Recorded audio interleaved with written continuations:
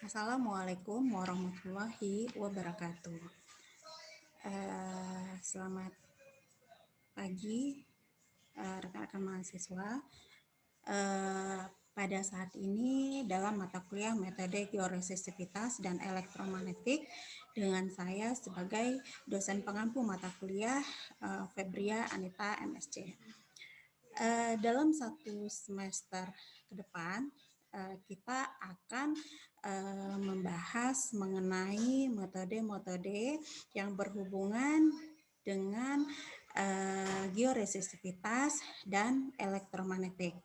Nah, nanti di dalam metode ini ada lagi beberapa bagian metode yang akan kita bahas atau sub bagian dari metode georesistivitas ada sekitar 2 atau 3 metode, dan metode elektromagnetik juga seperti itu ada sekitar 2 sampai 3 metode yang termasuk ke dalam metode elektromagnetik. Nah, untuk pendahuluan ini, untuk pertemuan pertama ini, minggu pertama, kita akan membahas mengenai kontrak kuliah, apa saja yang akan menjadi poin-poin dalam perkuliahan ini. Nah, untuk segi penilaian, dari segi penilaian itu terdiri dari sikap, tugas, ujian tengah semester, dan ujian akhir semester. Nah, kalau di sini poinnya untuk perilaku atau sikap, saya akan memberi penilaian sekitar 10%, yaitu terdiri dari tata krama atau sopan santun, kedisiplinan dan kepatuhan, kemandirian, dan kejujuran. Berikutnya, kalau untuk dari segi tugas, itu 30%, UTS 30%, dan UAS juga 30%. Nah, kenapa poinnya ini sama besar antara tugas dan ujian? Karena tugasnya ini nanti akan merangkum dari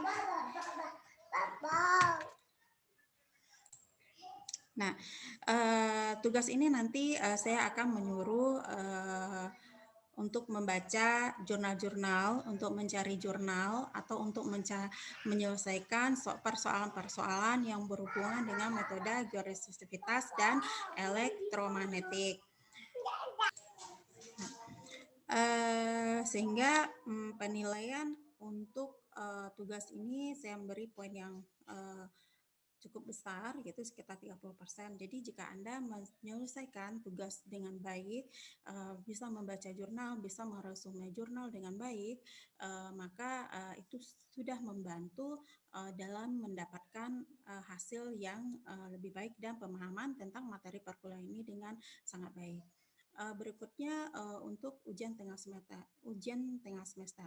Nah, karena perkuliahan ini terdiri dari dua pokok bahasan yang besar, yaitu metode georesistivitas dan metode elektromagnetik, maka untuk UTS biasanya saya akan menfokuskan pada metode georesistivitas.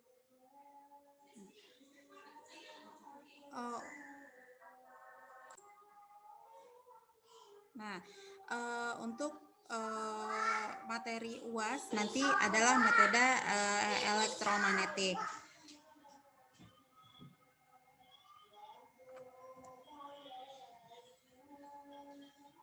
Nah, sebenarnya apa aja sih yang akan kita bahas dalam metode georesistivitas? Metode georesistivitas itu secara garis besarnya adalah metode untuk mencari nilai resistivitas di bawah batuan.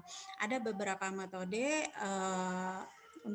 yang termasuk dalam metode georesistivitas, yaitu metode geolistrik, yang digunakan yaitu metode geolistrik, yang mana itu metode geolistrik itu metode eksplorasi geofisika dengan memanfaatkan sifat kelistrikan atau untuk mencari nilai konduktivitas dan resistivitas di bawah permukaan.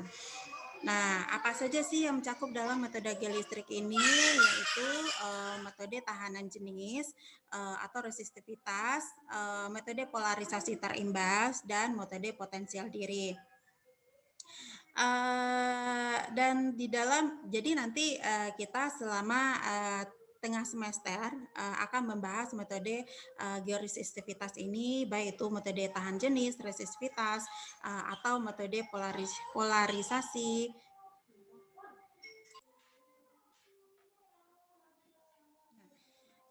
Eee, jadi untuk tengah semester kita akan membahas metode georesistivitas, nanti termasuk ke dalam metode tahanan jenis, metode polarisasi terimbas, dan metode potensial diri. Nah, di dalam metode georesistivitas ini nanti kita akan membahas juga mengenai konfigurasi-konfigurasinya yang sering digunakan. Nah, konfigurasi ini apa? Konfigurasi ini adalah cara penyusunan elektroda arus dan elektroda potensial dalam pengambilan data. Nah, jadi konfigurasi ini ada metode apa namanya ada elektroda arus, ada elektroda potensial. Nanti pengaturan jaraknya ini antara masing-masing elektroda itu akan menentukan target yang akan kita inginkan. Jadi misalnya kalau konfigurasi Wiener, nah konfigurasi Wiener ini jarak-jarak elektroda ini sekitar antara jarak elektroda 1 dengan jarak elektroda 2 berikutnya itu dia sama. Misalnya elektroda arus dengan elektroda potensial, elektroda potensial 1 dengan elektroda potensial 2 itu jaraknya misalnya kita ambil sekitar 5 meter gitu kan. Jadi sepanjang lintasan itu jaraknya sama gitu. Nah, nanti begitu juga dengan konfigurasi Schambercy. Nah, konfigurasi Schambercy ini nanti kita juga ada penentuan jarak masing-masing elektroda ini dengan spasi yang tertentu gitu. Jadi dengan pengaturan jaraknya ini, pengaturan jarak-jarak elektroda ini bisa menentukan target yang kita inginkan. Apakah kita pengen bentuk apa namanya targetnya itu berupa mapping atau sebaran di bawah permukaan, atau kita pengen mengetahui kedalaman target yang kita inginkan. Gitu. Nah, misal kalau Schambercy itu dia pengen apa namanya targetnya itu adalah mengenai kedalaman. Jadi misalnya pada kedalaman 0 sampai 5 meter itu dia terdiri dari lapisan apa saja. 5 meter sampai 10 meter itu lapisannya apa saja gitu. Atau pada kedalaman berapa anomali baru dapat kita temukan. Misal apa namanya kedalaman yang dapat dicapai oleh alat itu sampai 100 meter umpamanya. Nah, pada kedalaman berapa dari atas permukaan itu anomali baru bisa ditemukan.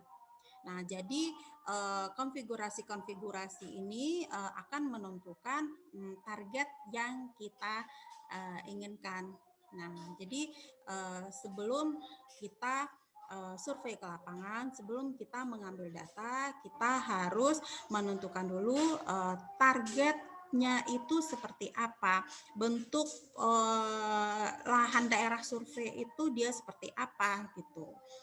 Jadi sebelum kita terjun ke lapangan, kita mengambil data di lapangan, kita memang harus survei dulu kira-kira metode apa yang cocok kita gunakan untuk daerah tersebut dan konfigurasi apa yang cocok kita gunakan untuk daerah penelitian tersebut. Nah, jadi selain konfigurasi Wiener dan konfigurasi Schambercy, kita juga bisa menggunakan konfigurasi dipol, konfigurasi dipol-dipol, ada lagi yang namanya konfigurasi Misse-Alamase.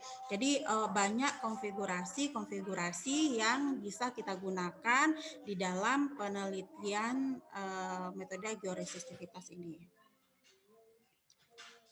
Nah, sekarang kita masuk kira-kira apa saja sih yang bisa kita manfaatkan atau yang bisa dimanfaatkan untuk survei geolistrik atau survei georesistivitas ini. Nah, yang pertama itu untuk perancangan bendungan, jalan, pondasi dalam lokasi TPA. Jadi biasanya tuh jadi secara garis besar metode geofisika itu tidak hanya untuk migas, untuk eksplorasi, untuk mencari barang tambang, tidak seperti itu. Nah, orang teknik sipil, orang teknik orang teknik bangunan itu mereka juga menggunakan metode geofisika ini untuk memanfaatkan metode geofisika ini dalam pekerjaan mereka. Nah, misal orang mau membangun gedung, nah mereka ingin mengetahui kondisi di bawah permukaan itu seperti apa gitu. Apakah bentuk lahannya tersebut labil atau stabil? Apakah cocok berapa lantai lahan tersebut atau daerah tersebut bisa dibangun gedung bertingkat gitu. Nah, jadi jangan sampai nanti setelah dibangun gedung ternyata di bawah permukaan itu ada luang, ada atau tanahnya itu tidak stabil atau labil. Nah, jadi orang teknik sipil juga atau teknik bangunan juga memanfaatkan teknik metode geofisika ini dalam kegiatan mereka. Berikutnya dalam perencanaan bendungan. Perencanaan bendungan itu ingin mengetahui apakah bendungan cocok daerah tersebut dibangun bendungan. Ingin membangun jalan juga seperti itu. Jangan sampai nanti misal membangun jalan tol ternyata di area tersebut ada luang di bawah permukaannya sehingga bisa mengakibatkan tanah amblas dan sebagainya.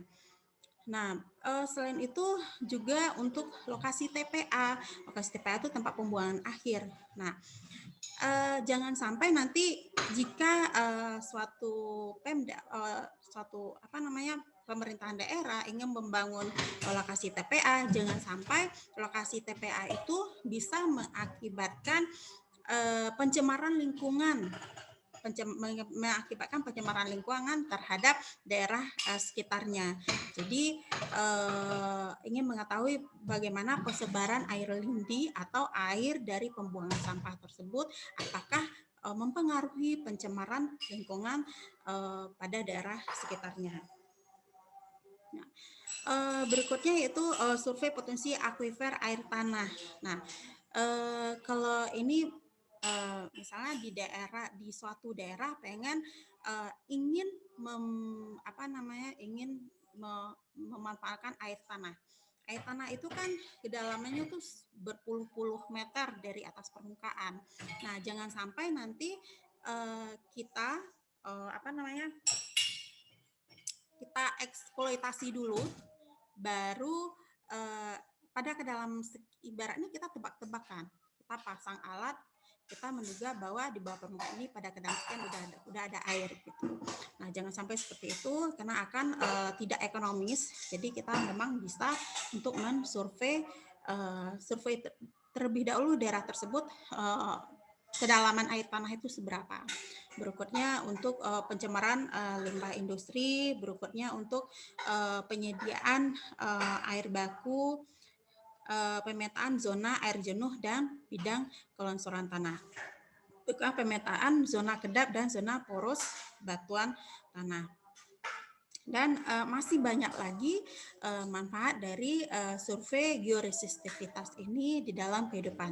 Jadi kita jangan berpikir bahwa metode georesistivitas atau metode geofisika ini hanya bisa dimanfaatkan untuk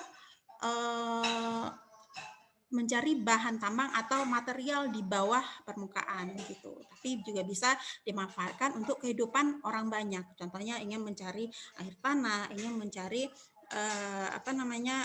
penyediaan bahan baku, mengetahui apakah daerah tersebut tanahnya labil atau stabil gitu. Nah, jadi cukup dengan pengantar mata kuliah ini. Semoga bisa menjadi gambaran bagi kita dalam metode georesistivitas itu apa saja bagian-bagiannya, bagaimana cara kita memahami metode georesistivitas itu. Nah, demikian saya sudahi dengan Assalamualaikum warahmatullahi wabarakatuh.